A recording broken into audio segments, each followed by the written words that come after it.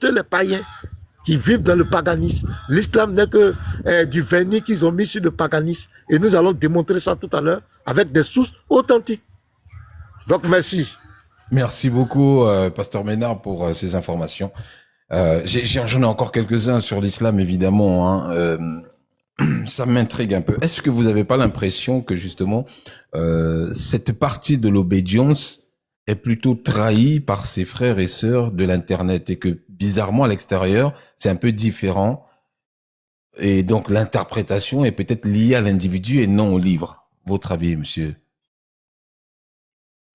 Pas bien cerné. Est-ce que l'interprétation de l'islam n'est pas une interprétation individuelle, c'est-à-dire c'est la personne qui interprète mal l'islam, ou c'est les dogmes elles-mêmes qui inscrit des choses qui sont insoutenables?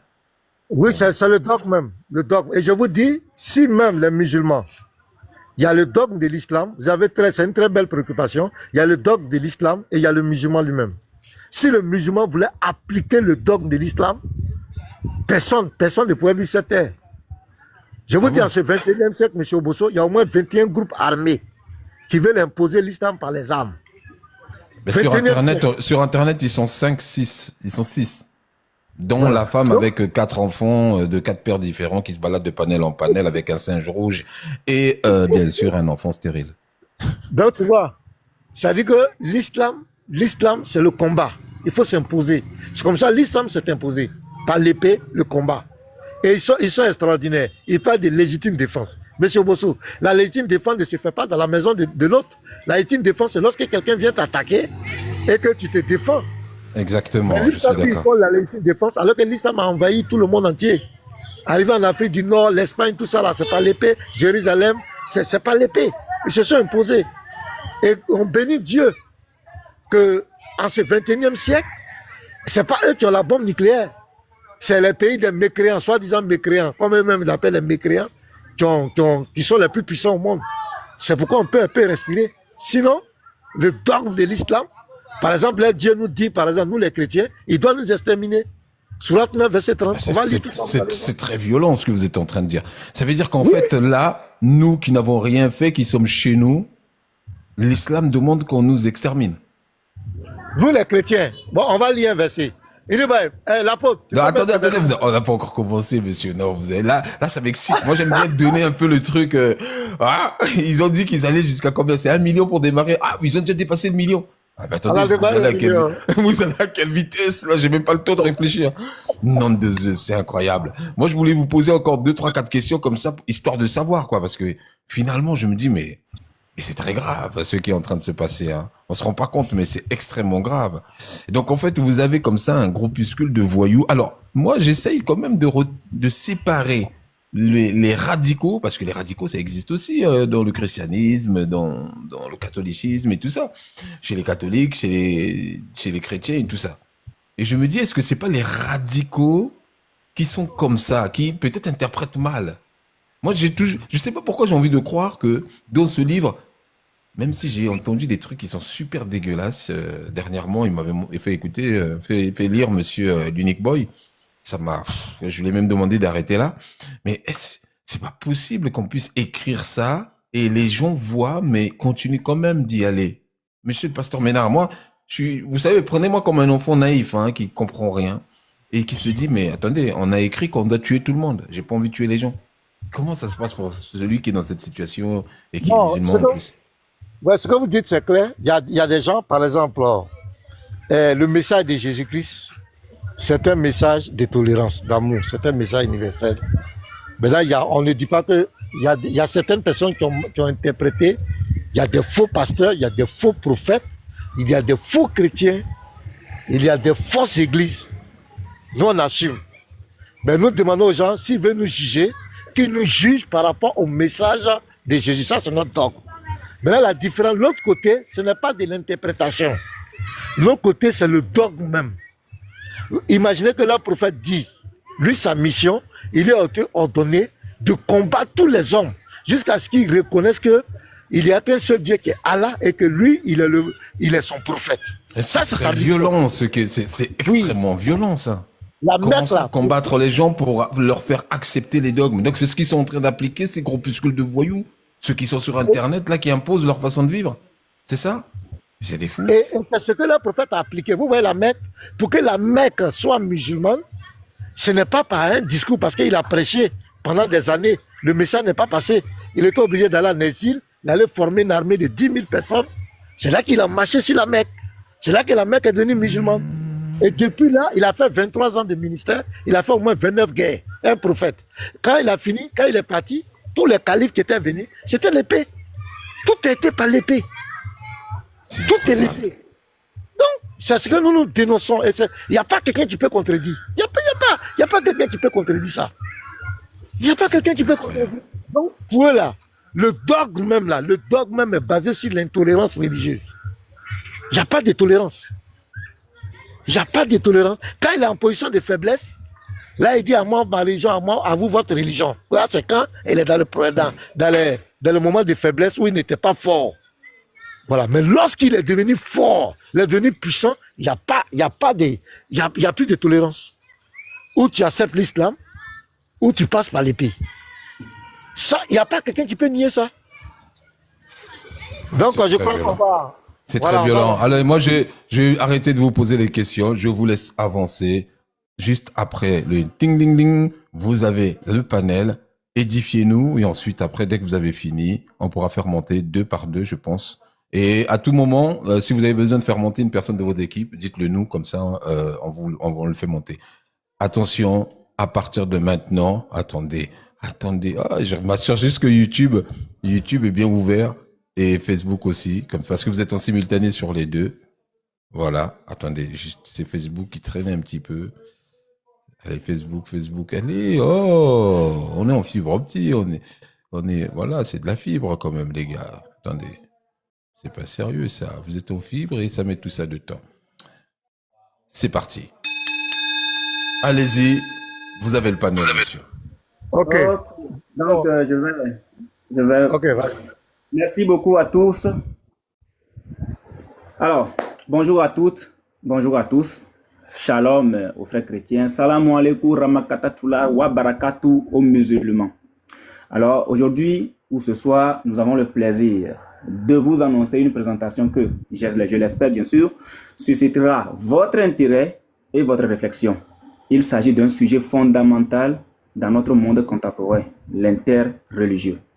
Dans un contexte où les différences culturelles et religieuses peuvent parfois devenir des sources de conflit, il est crucial de promouvoir le dialogue et la compréhension mutuelle. Cette présentation vise à mettre d'abord à nu l'islam et éclairer les zones obscures de cette religion. Nous aurons donc l'occasion d'entendre des intervenants passionnants qui partageront leurs connaissances sur cette fameuse religion. Je vous invite donc à vous joindre à nous pour cette exploration enrichissante qui nous aidera à mieux comprendre les zones sombres de l'islam. Toute personne, écoutez bien, toute personne après cet exposé qui restera musulman ou qui deviendra encore musulman, c'est que ton sort est déjà scellé et ta destination, c'est rien que l'enfer. Parce que il n'y a pas un autre chemin ou il n'y a pas d'autre chemin à part le chemin de Jésus-Christ. Jésus-Christ est le chemin, l'absolu. Jésus-Christ est la vérité, l'absolu. Jésus-Christ est la vie, l'absolu. En dehors de lui, point de vie. En dehors de lui, point de vérité. En dehors de lui, point de chemin. Alors tout autre chemin mènera rien qu'en enfer. Alors ce soir, nous remercions M. Obosso qui nous donne encore son panel pour exposer une fois encore l'islam. Et nous disons que seul Jésus-Christ gagne.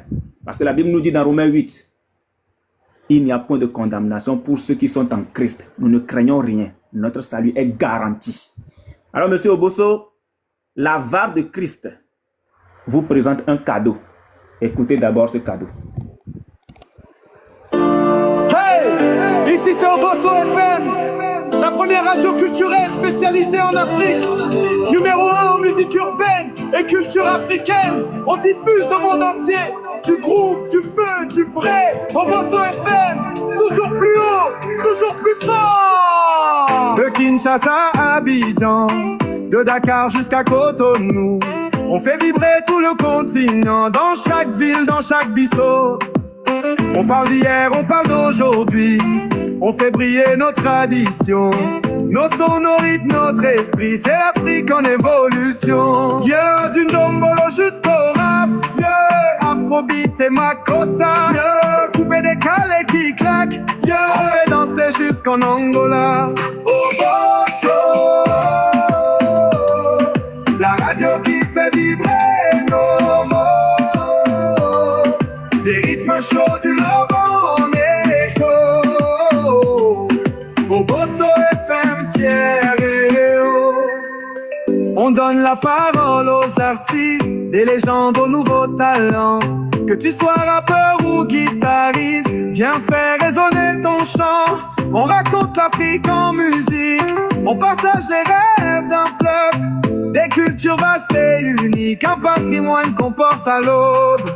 Ouais, rumba, zoudou, kizomba, Wagosma, reggae, soukous, loul, tous les styles, toutes les voix. Au Bosso FM est à vous. Au Bosso, la radio qui fait vibrer nos mots. Des rythmes chauds du Levant en écho. Au Bosso FM, fier et haut. L'Afrique bouge, l'Afrique innove, une culture riche, une lutte à travers les ondes, à travers le monde. Au Bosso FM, notre fierté résonne. Yeah, yeah, yeah, yeah. Oh. On danse pour l'unité, on chante pour la liberté. Peu importe où tu es, au Bosso FM va t'accompagner. Que tu sois loin ou près de chez toi, que tu sois né ici ou là-bas, au Bosso FM t'ouvre ses bras. On est ensemble, toi et moi. Que yeah, oh, la radio qui fait vibrer nos mots. Les rythmes chauds du Levant en écho. Au Bosso FM, fier et haut. Au Bosso FM, toujours en avant, toujours en avant. Au Bosso, la fierté du continent. Big up à Titi Web Studio. Incroyable, c'est pas possible. C'est pas possible. Incredible. Eh, allez, là franchement. Bon allez, c'est chez qui que je dois me reconvertir là? Parce qu'il y a un truc qui va pas là. Ah, c'est incroyable. Oh mon Dieu, qu'est-ce que vous avez fait? Vous me mettez en difficulté, je suis obligé de me reconvertir là. Il n'y a plus rien à faire, ça y est, c'est fini. Allez, on arrête cette vision. Oh mon Dieu. Aïe. Mais attendez. Ouais. Mais attendez, vous voyez la surprise? Mais attendez. Ma femme. C'est incroyable. Ok. Ils m'ont eu. Non, bah oui, ils m'ont eu. Ah, Monsieur Unique Boy, mais Pasteur Ménard, Monsieur Lapo, tout ça, vous étiez au courant de tout ça? Eh ben, c'est une surprise, hein. Oh putain. Ah ouais. Donc on est toujours prêt, hein. C'est pour dire qu'on est toujours prêt. Ah ouais, là, franchement, mes respects, moi je sais plus quoi dire. Je vais être honnête avec vous, je sais plus quoi dire. Bah écoutez, je m'incline, c'est tout ce que je peux dire. Je m'incline, c'est chez vous. Ah, si vous avez envie de parler, vous venez, vous parlez, on parlera, on verra comment on s'organise. Ah. Bon, alors, c'est une question, hein, comme ça, subsidiaire, qui n'a rien à voir. Est-ce que cette chanson m'interdit de taper sur la religion?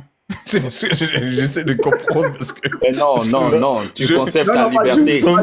Tu conserves ta liberté. Tu conserves ta Non, liberté. avec nous, il n'y a pas de problème. Vous pourrez critiquer la religion, vous pourrez sortir les thèses comme vous voulez. Nous, on n'a pas de problème. Parce que notre Seigneur nous demande d'aimer même ceux qui nous persécutent et de prier pour ceux qui nous maudissent. Donc, du coup... Monsieur Unique Boy, ce que vous venez de... C'est juste un cadeau. C'est juste un cadeau, c'est ça? Mais c'est incroyable. Ah oui. Eh bien, vous n'êtes pas prêts parce que tout au long de la présentation, vous allez entendre de nouvelles chansons. Donc, tout ça, c'est pour vous. Donc, il n'y a pas que ça. Voilà. Ah, ah. Elle est où cette femme avec 4 enfants et 4 pères différents qui se baladent de panel en panel avec son petit singe rouge? On vous a marqué. Hein. Non, mais parce que logiquement, si vous êtes d'accord avec moi, monsieur, quand on est une femme musulmane et qu'on a 4 enfants, on n'est pas censé avoir 4 pères, par principe, d'accord? Maintenant, si cette femme se balade de panel en panel et elle est avec les hommes, ça va en contradiction avec l'islam, normalement, d'accord? Ça, c'est 2. 3, elle balade avec un petit singe en train de chercher à faire des plans mesquins, parce que le baba, que vous voyez, le baba là, s'il a fui, c'est parce que c'est cette femme qui est allée le voir. Exactement. J'ai eu l'information.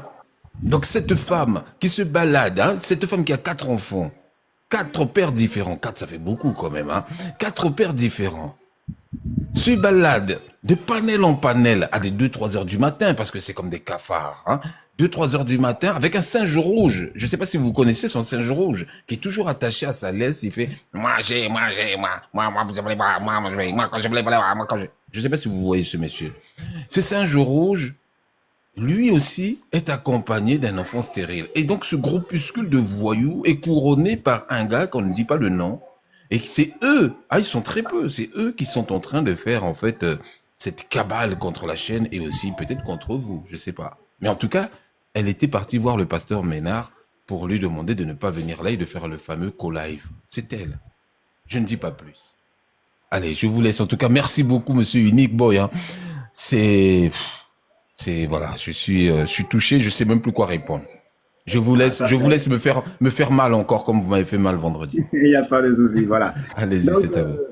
Comme on l'avait annoncé tout à l'heure, les frères, soyez prêts. Les frères en commentaire, allons en même temps à 2 millions, s'il vous plaît. Le tapotage. Voilà, le doigt ne vous appartient pas.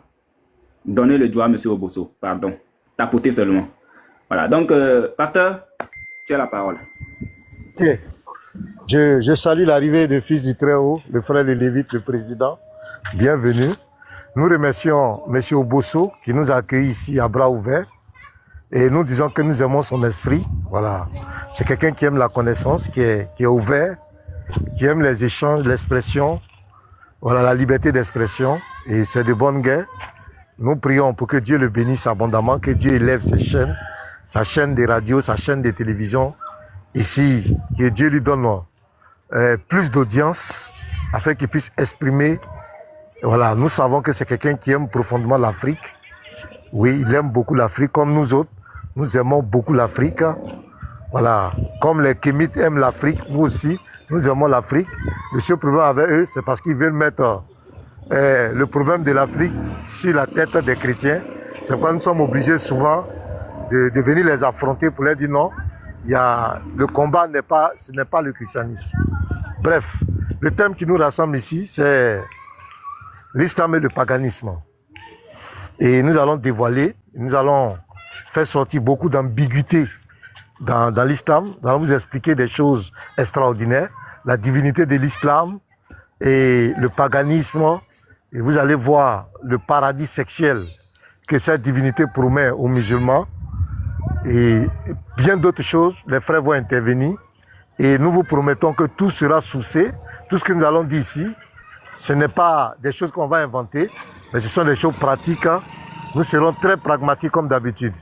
Donc j'introduis par là, parce que quand on parle du paganisme, par expérience, quand on discute avec les musulmans, qu'on parle du paganisme en l'islam, ils font toujours référence à Abraham. Ils disent que toutes les pratiques qui se font, par exemple, à la Mecque, les frères vont rentrer en profondeur, mais j'aimerais dire à tous qu'Abraham n'a rien à voir avec tout ce qui se passe dans l'islam. Voilà, Abraham n'était pas un polythéiste. Abraham n'a jamais conçu la Kaaba. Abraham n'a jamais fait les 7 tours autour d'un objet fait de main d'homme. Dieu avait promis à Abraham que la terre qu'il lui avait promis, c'est Canaan. C'est la Jérusalem actuelle, c'est en Israël. Dieu n'a jamais promis la Mecque à Abraham. Abraham n'est jamais allé là-bas. Ils nous disent, les musulmans, lorsque nous sommes dans les débats avec eux par rapport au paganisme, les pratiques païennes qu'ils ont empruntées des polythéistes, et ils nous disent que c'est Abraham qui a fait ces rites et qu'ils ont copié. Mais nous disons que c'est faux.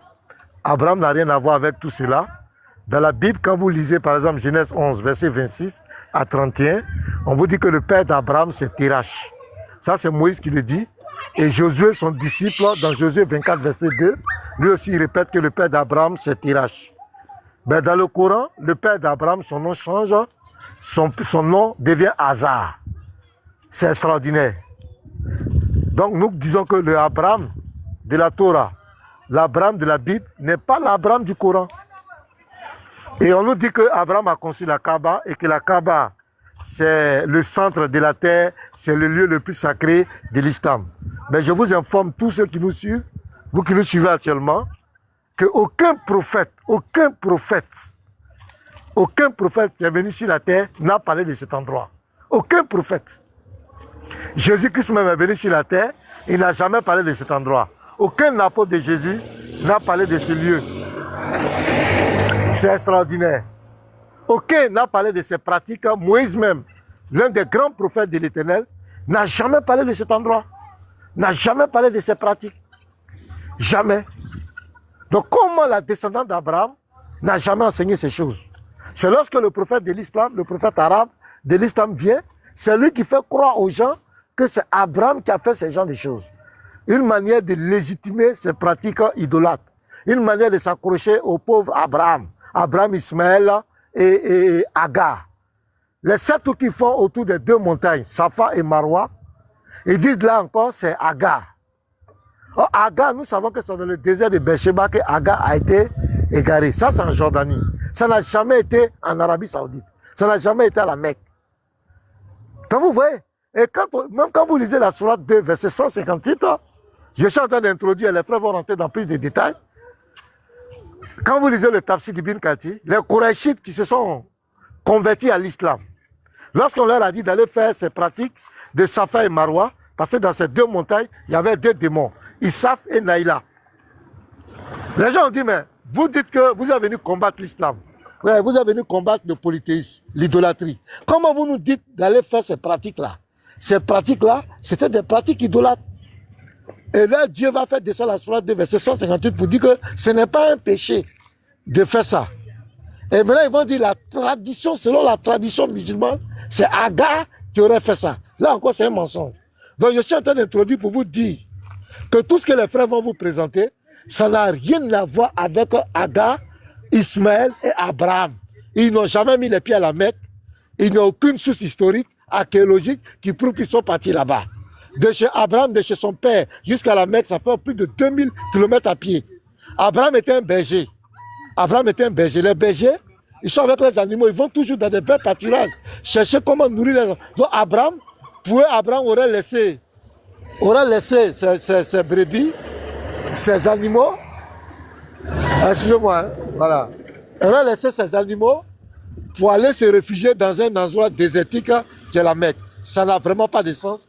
Donc je voulais introduire pour vous dire que Abraham n'a rien à voir avec comment on appelle, tout ce qui va être dénoncé, toutes ces pratiques qui se font à la Mecque, où on prend des pierres pour lapider Satan qui est un esprit, où on va se bagarrer autour d'une pierre noire.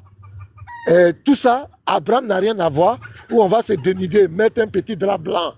On est nu pratiquement en bas et on fait le tour de la pierre noire, de la Kaaba, et au sens contraire d'une aiguille d'une montre. Abraham n'a rien à voir avec ça. Donc je vais pas aller trop. Je vais laisser les autres aussi continuer. Fils du Très-Haut, si tu as quelque chose à dire par rapport à cette affaire d'Abraham, avant que l'apôtre Inuboy rentre en profondeur. Merci. Juste préciser à M. Bosso, merci pasteur de me passer la parole, juste préciser à M. Bosso que lorsque vous interrogez les musulmans, c'est-à-dire que l'islam c'est une religion où quand on vous raconte un fait historique, ils vont vous dire automatiquement que tous les livres dans lesquels vous pouvez vérifier ces faits-là sont falsifiés. Donc l'islam c'est comme quelqu'un qui vient au tribunal et lorsque le juge l'interroge et lui demande est-ce que vous avez d'autres sources qui peuvent corroborer ce que vous racontez là, il vous dit qu'il n'y a aucune autre source que sa parole. Donc le Coran sur les faits historiques va vous dire que tout ce que l'archéologie a découvert est falsifié, la Bible est falsifiée, l'évangile est falsifié. Tous les livres historiques qui peuvent contredire les faits historiques évoqués par le Coran sont tous falsifiés. Seul le Coran est vrai. Donc c'est vraiment dire que... Et puis ensuite, quand vous regardez de façon logique la péninsule arabique, c'est un désert. Abraham, si tant est qu'Abraham a existé, c'était un nomade, un éleveur. Et les éleveurs, quand ils se déplacent, ils suivent donc les zones fertiles, ils suivent les cours d'eau. Donc c'est impossible qu'Abraham soit descendu à la Mecque, parce que de Beersheba, selon la Bible où Abraham habitait jusqu'à la Mecque, c'est 1500 km en plein désert sans oasis. C'est impossible. C'est impossible. Mais bon, avec l'islam, vous voyez, tout ce qui est impossible devient possible. Voilà, pour ne pas faire long, ce que je peux ajouter dessus. Ok, d'accord. Merci beaucoup, pasteur, pour l'introduction. Merci beaucoup à l'ancêtre, le fils du Très-Haut, aussi pour la précision. Donc, nous allons quand même continuer, mais avant de continuer, voilà, fils du Très-Haut, tu te prépares parce que là, c'est ton tour. Tu vas nous donner ton exposé. Avant de continuer, Monsieur Obosso, à l'écoute, on lance ceci pour lui, le temps que le fils du Très-Haut se prépare. Obosso TV, t'es prêt à parler? Viens comme tu es, on veut t'écouter. Prenez attention aussi, pas de bluff. Si tu parles, faut des preuves, c'est le seul move. Hein? Oh! Aïe, aïe, aïe! Les rumeurs vont vite, mais nous on veut du concret. Si t'as quelque chose à dire, viens nous montrer. On crée TikTok en feu, tout le monde t'attend. Mais si c'est du fake, ça part directement. Tu veux buzzer, dis la vérité. Pas d'histoire montée, on veut des faits. Si tu passes, tu assumes ce que tu dis. Parce que si chaque mot peut faire du bruit, viens comme tu es, prends la parole. Mais sans les preuves, on peut pas décoller. Ici c'est du vrai, pas du cinéma. Si tu balances, assume, on est là pour ça. À vous la parole. Dis-nous ce que t'as vu, à vous la parole. Mais prouve-nous que c'est du lourd, paix. Pas d'intox, pas de mytho, pas d'histoire sans fondement. Si tu balances, faut que ça danse, donne-nous du vrai, pas du vent. Aïe, on est fatigué des discours bidons. Si t'as du solide, viens, pose ton nom, le monde écoute, TikTok s'enflamme. Mais sans les preuves, ton buzz se crame. Chaque parole a un poids, chaque mot fait l'effet d'une bombe si c'est vrai, mais d'un flop si c'est fêté. Tu veux faire trembler le réseau? Ok, mais viens, passe en ton dos. Oh, boss, motivé, c'est la voix du peuple. Les vrais parlent, les faux tremblent. Si tu dis un truc, sois sûr de ton fait, sinon ici ça passera pas.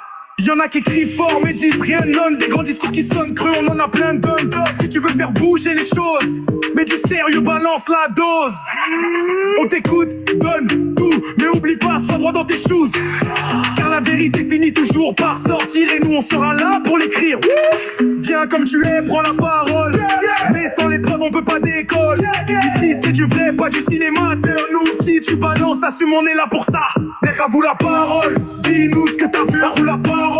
Aïe, aïe, aïe, aïe. Pas d'intox, pas de mytho, pas d'histoire sans fondement. Car une balance, faut que ça danse, donne-nous du vrai, pas du vent. Vous la prenez. Au bol motivé, pas d'illusion, pas de dispute.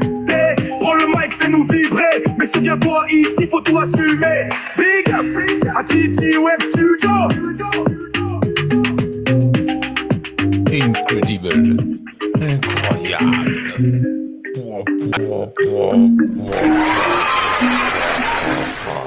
C'est incroyable. C'est incroyable. Alors là, de surprise en surprise, on sent que ce n'est pas juste un texte qui est écrit comme ça dans le vide. Vous avez pris la peine de m'écouter, d'écouter la modération, d'écouter la chaîne, d'écouter les gens, parce que vous avez dit exactement nos slogans. C'est dingue. Exactement. Ah oui. Oh mon Dieu. Moi, on va le fêter, nous, avec la modération et toute l'équipe au Bosso, hein. Sincèrement, on va vous faire aussi un cadeau, c'est pas possible. Incroyable. Voilà, En tout cas, merci beaucoup. On est très ému, hein. On va être honnête. Bon, attention, on est ému, mais on est pragmatique, hein. Attention à vous, hein. on ferme pas les yeux sur la vérité. D'ailleurs, votre chanson le dit, hein. Venez avec des preuves, sinon, aïe, aïe, aïe, hein. Ça l'a dit. Mais en tout cas, merci beaucoup. Ça nous touche, ça touche toute l'équipe. Moi, je suis la voix, justement, de l'équipe, hein. Ils vont pouvoir réagir tout à l'heure vers la fin. Ils vont pouvoir le dire eux-mêmes. Mais croyez-moi, pendant que tout ça est en train de passer, nous, derrière, on est vraiment très contents, quoi. Voilà, c'est le travail qui commence à être reconnu et merci encore. En tout cas, on vous laisse continuer. Voilà. Merci Bossou, merci beaucoup. Merci frère Obosso. Alors, l'ancêtre, le fils du Très-Haut, s'il vous plaît, vous pourrez le mettre en grand parce que je pense qu'il va ouvrir sa caméra, du coup. Voilà. On va l'écouter. Qu'est-ce qu'il nous a préparé ce soir? Je rappelle à tous que, en fait, ce soir, nous voudrions vraiment mettre l'islam à nu.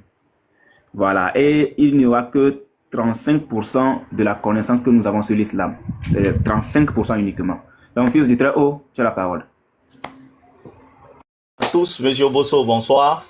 Voilà, merci Bonsoir. de nous offrir ce panel. J'étais en train de prier vraiment le Seigneur que les musulmans osent se présenter pour qu'il y ait de la contradiction. J'ai beaucoup prié, malheureusement le Seigneur n'a pas exaucé mes prières. Faut croire que ils ont la frousse, ils ont la trouille, ils tremblent. Et je sais pas Ah pourquoi non, ils ah non, tremblent. non, non, non, il y a des musulmans Voilà. qui se sont présentés, hein, je rappelle. Ah d'accord, très bien. Donc Mais j'espère par qu'ils contre, vont monter. oui, comme le panel est à vous pendant le moment, puisque c'est une conférence, c'est vous qui expliquez, ils interviendront que quand vous aurez dit, bon, on a fini, maintenant on peut faire monter les gens. Mais il y a des D'accord. musulmans, oui. D'accord. Donc, malheureusement, j'ai le compte avec lequel je peux ouvrir la caméra Unique Boy. J'ai été signalé pendant le live. J'ai contesté. Peut-être que dans 30 minutes, ils vont me répondre. Je pourrai remonter avec le compte. Donc, je vais donc exposer. Comment? Et le second compte. Les deux comptes. Le second compte, il est déverrouillé demain. Oh là là. Le Fils du Suprême. Mais ils m'ont dit dans 30 minutes, j'aurai une réponse. Donc, j'attends. J'ai fait la contestation. Vas-y. Voilà, donc je vais donc commencer. Alors mon exposé, il sera pas très long. C'est qui est véritablement Allah? Qui est véritablement Allah, la divinité que les musulmans adorent. Et moi, je vais m'accentuer plus sur le culte. Monsieur Bosso, je pense que vous connaissez un peu l'islam. Vous savez que les musulmans prient au moins 5 fois par jour, n'est-ce pas? Exactement, ouais. Voilà, et ils prient en direction d'une maison située à la Mecque qu'on appelle la Kaaba. Ça, je pense que vous le savez. Oui, ça je le sais, oui. Voilà, vous savez que dans leur culte aussi, ils doivent faire le pèlerinage à la Mecque. Exactement. Il y a les 5 Et piliers de l'islam. Ça fait partie voilà, des il y a 5 les piliers. 5 piliers de l'islam. Donc, alors, les musulmans donc adorent leur Allah à travers un culte. Et un culte, on sait tout ce que c'est. Un culte, c'est un ensemble de pratiques, de rites et de rituels accomplis pour rendre hommage à une divinité. Voilà, ces rites et ces rituels sont généralement liés aux caractéristiques de la divinité. C'est-à-dire qu'on ne fixe pas les rites et les rituels au hasard. Alors donc, tous les rites et les rituels permettent aux divinités de s'affirmer. Et dans les sciences ésotériques, on dit « montre-moi ton culte et tes rituels et je te dirai la carte d'identité de ta divinité ». Donc, pour vraiment identifier la divinité islamique, il suffit d'observer le culte et les rituels que les musulmans font pour rendre hommage à leur divinité. Faut dire que les Arabes donc sont des Sémites avec les Hébreux et ils ont eu un lien donc avec la Mésopotamie. Alors l'exposé que je vous fais, il y a des sources bibliographiques qui attestent de cela. Hein. Un livre comme Le Dieu lunaire dans la Néo-Assyrie et la Néo-Babylonie. Vous avez le livre Dieu, démon et symbole de l'ancienne Mésopotamie, le trésor des ténèbres. Hein, ce sont des bouquins qui attestent de ces livres. Je vous révélerai d'autres sources au fur et à mesure de l'exposé. Donc, dans l'Arabie pré-islamique jusqu'en Mésopotamie, en passant donc par le Moyen-Orient, les peuples qui vivaient là-bas avaient l'habitude d'observer le ciel. Quand ils observaient le ciel, ils voyaient donc une voûte céleste avec un nombre infini d'étoiles. Mais ils voyaient surtout un petit nombre d'astres qui se déplaçaient lentement au-dessus de leur tête. Et ces astres majeurs sont le Soleil, la Lune. Ils vénéraient aussi une planète très particulière qui était Vénus. Et il y avait quelques étoiles rayonnantes qu'ils connaissaient, qui étaient qu'on a connu plus tard sous le nom de Sirius, qui étaient aussi observées dans la Babylonie antique. Donc un peu partout dans cette zone du Moyen-Orient là, le culte qui était en place était le culte des astres. Alors depuis la Babylonie, en passant par les Arabes, la religion était depuis des millénaires articulée autour du système astral. Ça, il faut le savoir. Donc dans ce système astral là, le culte qui prévalait le plus était le culte lunaire. En Babylonie, ce culte lunaire là était fait sous le nom d'un dieu qui s'appelait le dieu Sin. Retenez bien ce nom Sin, parce que quand on va descendre dans l'islam, vous allez voir que ce nom ressort dans l'islam. Comment Voilà, vous l'écrivez, donc, ce dieu Sin? C'est S-I-N, le dieu S-I-N, Sin. hein. Alors, la particularité de ce dieu Sin là, c'est que c'était le père des dieux dans la Babylonie antique. Il portait le nom de père des dieux dans la Babylonie antique. Il avait 2 filles, ce dieu Sin. Sa première fille, c'était Vénus. Vénus, donc, qui va donner le vendredi, hein, dans le calendrier donc grégorien. Et il avait une autre fille qu'on appelait dans la Babylonie antique Sirius. Donc, ce dieu Sin-là, c'était donc le père des dieux et il avait 2 filles. Il faut bien retenir ça là. Quand on descend dans le Moyen-Orient, ce dieu Sin était toujours adoré sous le nom de Baal. Baal, en cananéen antique, ça signifie tout simplement le Seigneur, le propriétaire, le Père des dieux. Le Père des dieux. Et quand on ajoutait un article devant le ou le ha, ça donnait donc le Baal, c'est-à-dire ou Baal, qui était le Seigneur. Il avait ce nom-là. Et c'est sous ce nom-là qu'il était adoré jusqu'en Arabie pré-islamique. Alors, quel était le symbole de cette divinité? C'est très important. Voilà, je vous donnerai des sources archéologiques sur lesquelles on peut voir ces divinités-là. Alors, les titres donc de cette divinité-là était qualifiée en Babylonie de Nana. Nana, ça signifie l'illuminé ou l'éclatant. Alors, cette divinité aussi portait un titre qui était le Seigneur de la Lune. Cette divinité était appelée aussi le Seigneur du temps. Cette divinité était appelée le Seigneur de la sagesse. Cette divinité était appelée le taureau du ciel. C'est très important de retenir ces choses. Alors, cette divinité avait un certain nombre de symboles dans son culte. Alors, le premier symbole de cette divinité, c'était le croissant lunaire. Alors, il faut bien comprendre pourquoi le croissant lunaire. C'est que ces peuples-là connaissaient l'influence de la lune sur la montée des eaux. Vous savez que la lune favorise donc la montée des eaux. Et lorsque les eaux montent dans ces régions, les eaux ont tendance à déverser du limon parce que c'est des zones en général désertiques et ce limon-là permettait de pratiquer l'agriculture. Donc, vu que l'agriculture se pratiquait avec un taureau, on adorait donc la lune qui était considérée comme un dieu à cause de son impact sur l'agriculture et donc sur la fertilité. Et l'un des symboles aussi de ce culte-là était le taureau parce que le taureau était utilisé donc comme animal pour labourer le sol. Donc, dans le symbole de ce culte-là, vous allez retrouver très souvent le croissant lunaire. Vous allez retrouver aussi le taureau. Alors, le taureau au départ, le taureau tout entier va représenter ce dieu.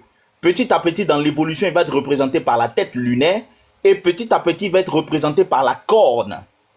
La corne du taureau, qui, lorsqu'elle est inversée, forme le croissant lunaire. Alors, donc ça, c'est le symbole. Donc, vous retrouvez le taureau, à travers sa corne, vous trouvez le croissant lunaire. L'un des symboles aussi de ce dieu-là, c'était le cube. Le cube, pourquoi? Vous avez un sanctuaire qui existait, qui a été découvert en Our, en Chaldée, qui était de forme cubique, qui était donc le sanctuaire où était adoré le dieu Sin. Pourquoi il privilégiait le cube? Parce que le cube était un symbole donc du cosmos. Ils disent que le cube était un symbole du cosmos, une représentation donc du cosmos structuré. Alors, l'une des choses aussi dans ce culte, comme c'était un culte axé sur la fertilité, c'était très important dans ce culte de se mettre nu. Il y avait même une notion de prostituée sacrée. Les prêtresses qui adoraient donc le dieu Sin, qui adoraient le dieu Baal, faisaient la prostitution sacrée. Lorsque vous venez faire votre vœu, eh bien vous avez le droit de vous déshabiller, de copuler donc ces prostituées-là, et il paraît que ça vous portait chance. Alors, toujours dans les symboles de ce culte-là, vous avez aussi ce qu'on appelle le cercle. Le cercle était une figure géométrique très utilisée dans ce culte. Et en ce qui concerne le cercle, dans la plupart de ces cultes, il faisait ce qu'on appelle la circumvulation. Donc, il faisait des tours rituels autour du symbole de ce dieu lunaire. Et dans le tour rituel, bizarrement, vous allez voir qu'il y a deux sens. On peut soit tourner dans le sens des aiguilles d'une montre, ou on peut tourner dans le sens contraire des aiguilles d'une montre. Quand on tourne dans le sens des aiguilles d'une montre, on décrit le cycle du soleil. C'est un cycle astral, c'est un culte astral. Mais quand on tourne dans le sens contraire des aiguilles d'une montre, ce qu'on appelle dans les cultes ésotériques le sinostrum, on va décrire ce qu'on appelle le mouvement de la lune. Pourquoi? Parce que vous pouvez même vérifier sur Internet, vous allez voir que la lune et certains astres tournent dans le sens contraire des aiguilles d'une montre. Donc, dans le culte lunaire, les cercles qu'on décrivait dans les processions devaient être faits de la droite vers la gauche, c'est-à-dire dans le sens contraire des aiguilles d'une montre. Pourquoi? Parce que le cercle était une représentation visuelle pour eux du cosmos et une représentation visuelle aussi de la pleine lune. Voilà, c'était vénéré comme le symbole de la plénitude de l'illumination et du pouvoir. De nombreuses divinités lunaires étaient donc associées à ces formes circulaires-là. Donc, décrire un cercle dans le culte lunaire était interprété comme réaliser le mouvement des astres sur leur orbite autour d'un astre principal. C'est pour ça que dans le culte lunaire, vous allez voir qu'il y a toujours un objet principal central et il y a toujours un cercle qui est décrit autour de cet objet central-là pour donc expliquer donc le mouvement des astres autour de cette orbite. Associé à ce type de culte lunaire, il y avait un élément très important qui était le rasage du crâne. Il fallait se raser le crâne parce que, Monsieur Bosso, quand un crâne est rasé, à quoi est-ce qu'il ressemble? Un crâne rasé. Une boule Il de ressemble à billard. quoi? Bah, c'est Il ressemble à c'est quoi? une boule. J'ai dit une boule de billard. Une Et boule de surtout, bière. Où il ressemble à la pleine lune, en réalité. Vous oui, comprenez? la pleine lune, oui, pour si on Voilà, fait la relation pleine avec lune, la exactement. Donc, dans la D'accord. plupart des cultes et des rituels lunaires, il y a toujours le rasage des crânes. C'est très important. Donc, il y a le cercle, il y a le cube, il y a le rasage des crânes, il y a aussi les offrandes. Alors, il y a un élément très important dans le culte lunaire qui est le chiffre 7. Parce que le culte lunaire est un culte astral. Pourquoi le chiffre 7 revient très souvent dans le culte lunaire? Parce que comme c'est un culte astral basé sur le cosmos, le 7 représente donc les 7 planètes du système astral. D'accord. Donc ça, c'est les généralités que je vous présente. On va maintenant aller sur le culte de l'islam. Quand vous regardez l'islam en réalité, quels sont les éléments de leur culte? Premier élément central, la maison de leur Dieu, leur temple sacré, qu'ils appellent la Kaaba. Le mot Kaaba vient de Moukab, ça désigne le cube. Donc cette structure-là, elle est cubique, la Kaaba. Elle est cubique. Ensuite, autour de ce cube, qu'est-ce que les musulmans vont faire quand ils vont en pèlerinage? Ils font un cercle autour de ce cube. Monsieur Bosso, quand on construit un temple normalement, on est censé rentrer à l'intérieur pour adorer le Dieu, n'est-ce pas? Oui, mais est-ce que l'intérieur, ce n'est pas justement tout ce qui est autour? C'est ça aussi. Moi, parce non, que- mais une maison Oui. censée être un temple, il faut rentrer à l'intérieur pour prier. On vous dit, par exemple, il y a des sources islamiques qui vous disent que le prophète est rentré une fois à l'intérieur pour prier. Oui. Non, Mais je suis bizarrement- d'accord avec vous. Je suis d'accord avec vous. Après. Ouais. Mais bizarrement, Allez-y, les continue. musulmans n'entrent jamais à l'intérieur. Ils décrivent un tour autour de ce cube-là. Et vous savez, ils font le tour dans le sens contraire des aiguilles d'une montre. Et devinez combien de fois il faut faire le tour, à votre avis? Bah, je sais pas. Je pense qu'une fois ça suffit, ou le nombre de fois que la Lune fait le tour sur la Terre. En fait, la révolution par rapport à Ils font le tour 7 fois, bizarrement. cette fois. Ils font le tour 7 fois autour de cette structure. Il y a une Je vous raison. ai dit que... Ah, ben je vous ai dit, demandez aux musulmans. Je les attends ici en débat. Qu'ils viennent m'expliquer pourquoi ils font 7 fois le tour. Ils vous diront que on le fait parce que Allah a dit de le faire. Qui est Allah? On va vous révéler qui est Allah en réalité. On va vous révéler qui est Allah en réalité aujourd'hui. Ils le font parce qu'ils vont vous dire que Allah nous a dit de faire ça. Oui, mais pourquoi? Il faut faire 7. Pourquoi pas 3? Pourquoi pas 4? Pourquoi 7? Pourquoi autour d'une structure cubique? Et vous savez qu'est-ce qu'ils font quand ils finissent de faire les 7 tours? Eh bien, ils se rasent le crâne. Ah ouais, Et c'est vous savez ce qu'il faut faire quand on commence le pèlerinage? Il faut se mettre nu et se couvrir uniquement d'un drap blanc qui n'a pas été cousu. Monsieur Bosso, en Pour fonction quelle des raison? généralités que je viens de vous faire sur le culte lunaire, est-ce que vous ne retrouvez pas les éléments de ce culte lunaire dans le culte qui est fait à Allah? Ah si, complètement. C'est Complètement. exactement ça. Le crâne rasé, etc. Non, complètement. C'est exactement ça. Alors, donc, qui est véritablement Allah? Alors, quand vous allez chercher l'étymologie du mot Allah, ils vont vous dire que Allah vient de la contraction de Al-Ilah en arabe. Mais en réalité, les fouilles archéologiques ont montré que Allah, en réalité, est un dérivé d'une ancienne divinité qui s'appelait Elal ou Ilal. Ilal, en réalité, signifie en arabe le croissant de lune. Il y a des fouilles archéologiques sur lesquelles on a trouvé ces inscriptions et leur évolution progressive. Vous comprenez? Donc ce Allah en réalité n'est rien d'autre que Al-Hilal, qui est le croissant de lune en réalité. Et vous trouvez certaines sourates qui en parlent. Certaines sourates qui en parlent. La sourate 53, par exemple, à l'intérieur, vous allez voir que le prophète Mohammed jure par l'étoile qui décline. Cette étoile qui décline en réalité, c'est la lune à travers ses diverses déclinaisons. Et au verset 10, vous allez voir qu'il dit qu'il est le serviteur de cet être doué d'une force prodigieuse qui s'est présenté à lui.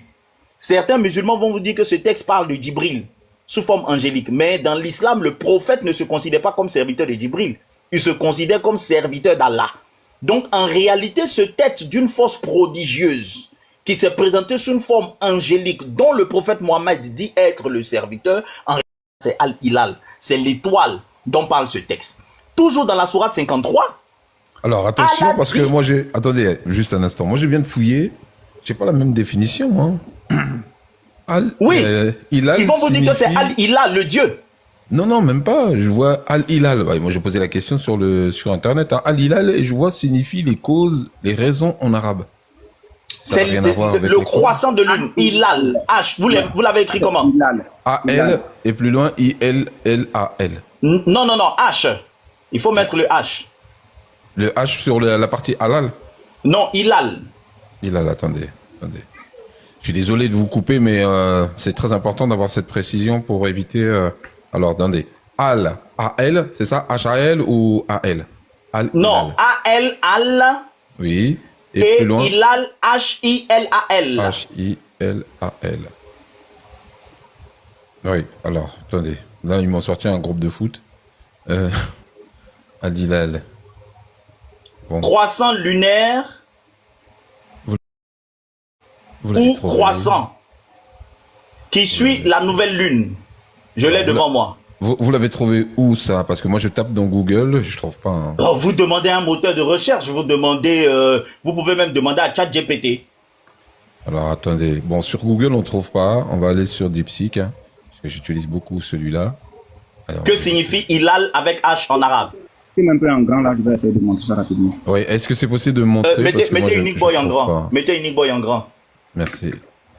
C'est de ça que tu parles? Oui, mais Hilal, tape Hilal avec le H-I-L-A sur ChatGPT, le croissant de lune. H-I-L-A. Donc, ce n'est pas de ça que tu parlais tout à l'heure? Oui, c'est de ça que je parlais tout à l'heure. C'est le texte dont je parlais. Il y a le Hilal, le Halal, le Halal, Allah, le La et le Allah. Oui. Ah, Hilal, c'était un E, c'est pas un... Non, tape Hilal, H-I-L-A-L, Hilal. Alors, attendez, il va le faire. C'est important d'avoir cette précision. Vous m'excusez, mais c'est vraiment important. H-I-L-A-L. Que signifie Hilal en arabe? Comme ceci? Hilal. Comme oui, ceci? enlève le A. Oui, exactement. En arabe. Okay. Précise en arabe. En arabe.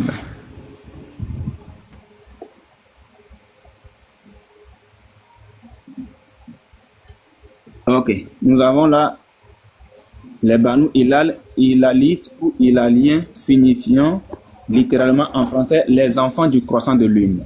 Exactement. Donc, bon? Hilal signifie le croissant de lune. Tu peux même vérifier sur ChatGPT. Ok, attends. Tu demandes à ChatGPT, à n'importe quel mot. Le nom Hilal provient de la langue arabe où il se traduit par fin du croissant de lune. C'est bon, monsieur Bosso? Oui, mais c'est parfait pour moi, parce que moi j'ai un souci, il me sort un club de foot depuis tout à l'heure, c'est peut-être mon Google qui bug, hein. Mais ça y est, on l'a vu, c'est très clair. Donc c'est bon. Le nom Hilal provient de la langue arabe où il se traduit par fin du croissant de lune. D'accord. C'est bon, on peut avancer? Oui, vous pouvez avancer. Voilà, donc dans le Coran, quand on regarde dans le Coran, on voit que Allah est un astre. Allah est un astre. La sourate l'étoile, par l'étoile, lorsqu'elle se décline. Vous prenez donc le verset 49 de la sourate l'étoile.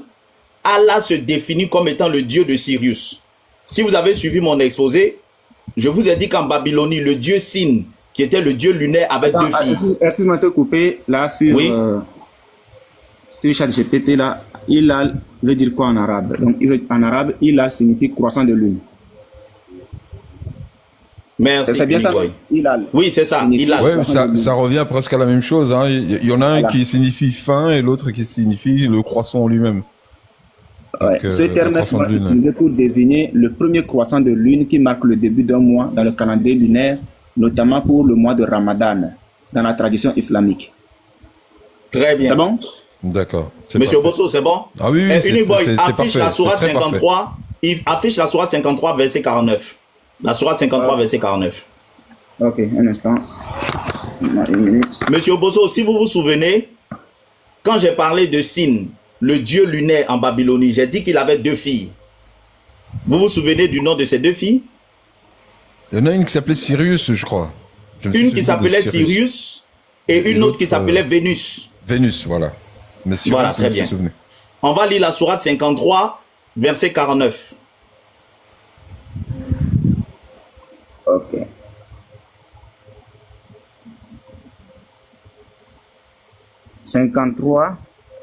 Sourate 53, verset 49. Ok. Voilà. Monsieur Bosso, vous pouvez faire la lecture pour nous? Je vous ai dit que vous allez... En fait, tous ces cadeaux, c'est pour me détruire, hein. Unique Boy, Alors, vas-y. attendez, je vais vous le lire. Non, laissez, je vais le lire si vous voulez. D'accord. Et c'est lui qui est le... Attendez, c'est lui qui est le seigneur de Sirius. Alors, lui ici, il est mis en majuscule, il est mis pour Allah. Le Coran nous dit que le Allah des musulmans, il est le seigneur de Sirius. Or, je vous avais dit que Sin en Babylonie était en réalité le père des dieux. Il avait 2 filles. Il avait une de ses filles qui s'appelait Sirius, une étoile, et une autre qui s'appelait Vénus. Et ici, dans le Coran, Allah nous dit qu'il est le seigneur de Sirius. Pourquoi Sirius? Il y a beaucoup d'étoiles. Monsieur Bosso. Donc, on attend les musulmans sur ce panel qu'ils viennent nous expliquer pourquoi Allah dit qu'il est le seigneur de Sirius. Alors, on va continuer toujours. Allah se compare dans le Coran à une planète. Il se compare dans le Coran à une planète. Voilà. Vous avez cela dans la sourate 24, verset 35. Unique Boy, tu peux nous plaquer la sourate 24, verset 35?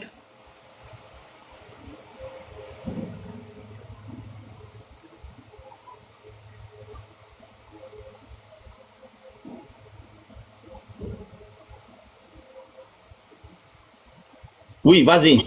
Allah est la lumière des cieux et de la terre.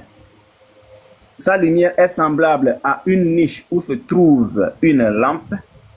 La lampe est dans un récipient de cristal et celui-ci ressemble à un astre de grand éclat. Un astre de grand éclat.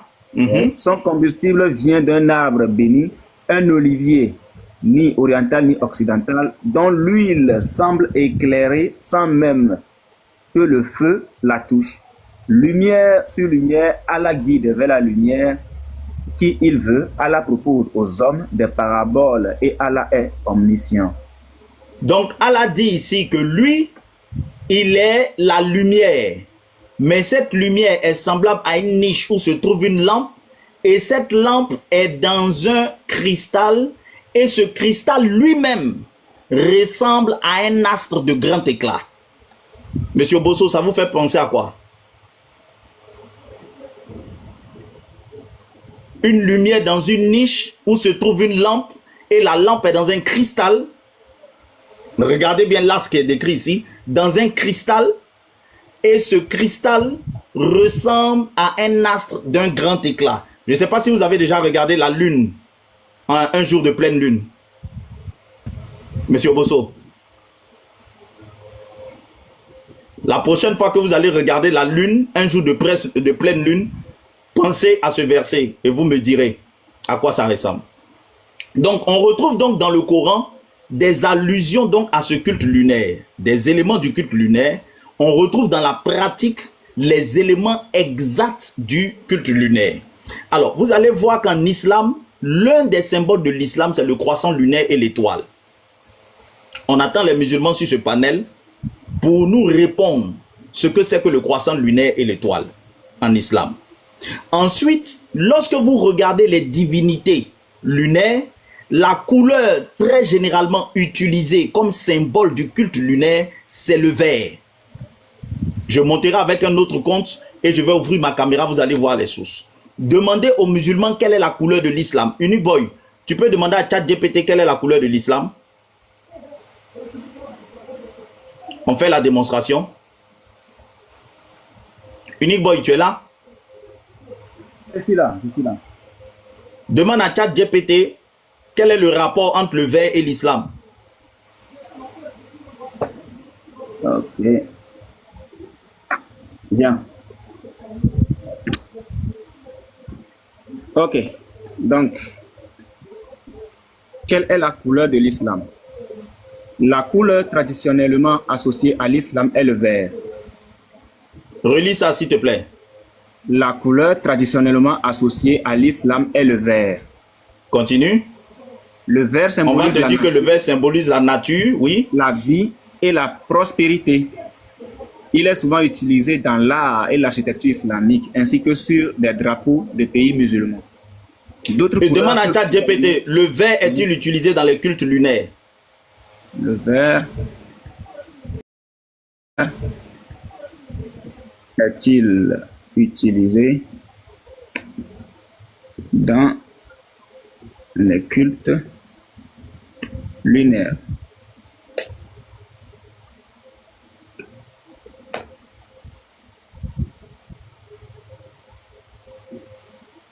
Le vert n'est pas spécifiquement associé au culte lunaire en tant que couleur symbolique. Dans de nombreuses cultures, cependant, les couleurs peuvent avoir des significations variées. Par exemple, dans certaines traditions, le vert peut symboliser la fertilité et la nature, ce qui peut être lié à des rites lunaires, à des rituels lunaires, en rapport avec les cycles naturels. Voilà. Très bien. Donc, la plupart du temps, dans les rituels lunaires, vous verrez que le vert revient. Le vert est très souvent associé au rituel lunaire à cause de son symbole avec la fertilité. Et quand je vais ouvrir ma caméra, je vais vous montrer dans le culte de Sin que le vert revenait très régulièrement dans le culte du dieu Sin.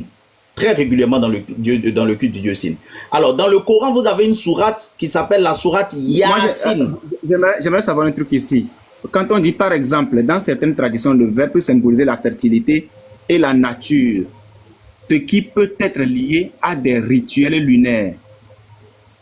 Est-ce que tu peux nous expliquer mieux ce qui peut être lié à des rituels lunaires En réalité, rapport avec les cycles naturels?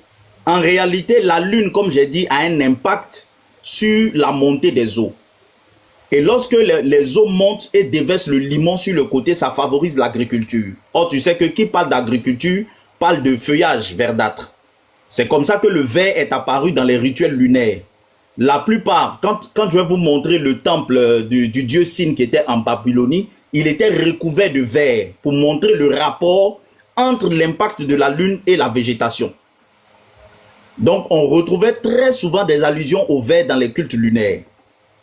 Voilà, il y a des vestiges archéologiques qui l'attestent. Deuxième des choses, l'une des filles du dieu lunaire, c'était Vénus. Et la plupart des rituels lunaires, vous savez que Vénus a donné le jour du vendredi. La plupart des rituels lunaires se faisaient les vendredis. Se faisaient également les vendredis. Ça, c'est très important de noter ça aussi. Il y a une sourate dans le Coran qui s'appelle Yasin. Quand vous allez demander aux musulmans que signifie la sourate Yasin, alors que toutes les sourates ont un nom qui a un sens, vous prenez par exemple la sourate la femme, la sourate les vaches, les autres sourates. Quand vous allez leur demander ce que c'est que la sourate Yasin, ils ne pourront pas vous expliquer. En réalité, le Ya en islam signifie eau. Et Sin est le nom d'une ancienne divinité babylonienne.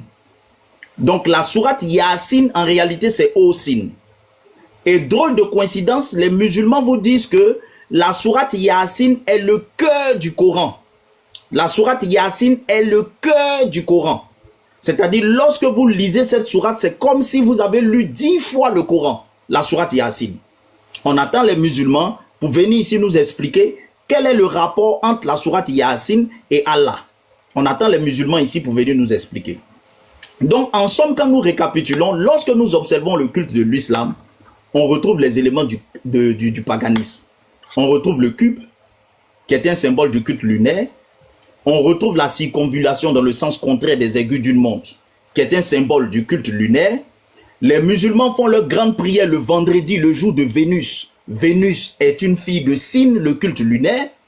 Les musulmans également, le Coran nous dit que Allah est le Dieu de Sirius, le Seigneur de Sirius. On ne sait pas pourquoi Allah a choisi cet hôtel, cette lune. Les musulmans se rasent le crâne. Les musulmans se mettent nus pour aller sillonner autour de la Kaaba. Et cerise sur le gâteau, d'après les sources islamiques, le prophète Mohammed serait né un lundi, le jour de la lune. Il serait décédé également un lundi, le jour de la lune. Pourquoi est-ce que donc le culte islamique a beaucoup d'allusions avec un culte cosmique et plus précisément avec le culte lunaire? Tous les symboles, toutes les pratiques, tous les rituels ont un rapport avec le culte lunaire. Comme les musulmans vont monter ici, nous les attendons pour la contestation. Je vous remercie, je passe la parole.